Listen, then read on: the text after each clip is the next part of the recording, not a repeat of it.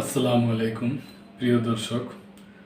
বাংলাদেশের প্রধানমন্ত্রী তারেক রহমান সাহেব উনি করছেন আর কি, যে দেশের যে অবস্থা এবং বিশ্ব অর্থনীতি কি অবস্থা, জাঁকজমকপূর্ণ ইফতার না করার সিদ্ধান্ত নিয়েছে আর কি, সার্বিক সব কিছু বিবেচনা করে আর কি। জাঁকজমকপূর্ণ ইফতার মাহফিল না করার সিদ্ধান্ত প্রধানমন্ত্রীর। জাঁকজমকপূর্ণ ইফতার মাহফিল এড়িয়ে চলবেন প্রধানমন্ত্রী তারেক রহমান।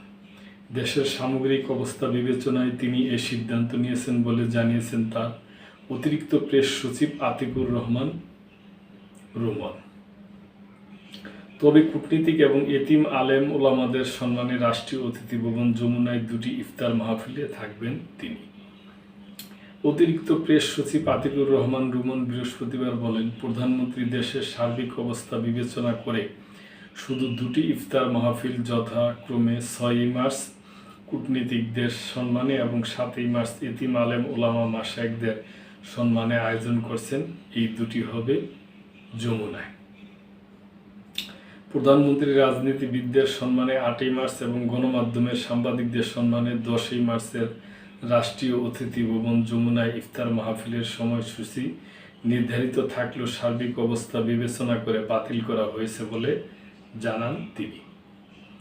প্রতি বছর রাষ্ট্রীয়ভাবে প্রধানমন্ত্রীর পক্ষ থেকে বিভিন্ন শ্রেণী পেশার সম্মানে ইফতার মাহফিলের আয়োজন থাকে, তবে এবার প্রধানমন্ত্রী হিসাবে দায়িত্বভার গ্রহণ করে তারেক রহমান নিজের বাসায় পরিবারের সঙ্গে ইফতার করছেন।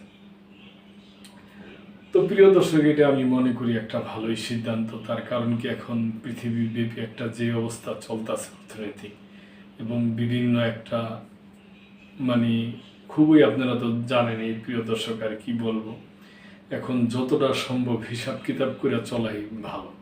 এটা দেশের রাষ্ট্রপ্রধান থেকে শুরু করে যত পরিবার আছে, যত আছে, এটি আমি মনে করি সিদ্ধান্ত ভালো প্রিয় দর্শক।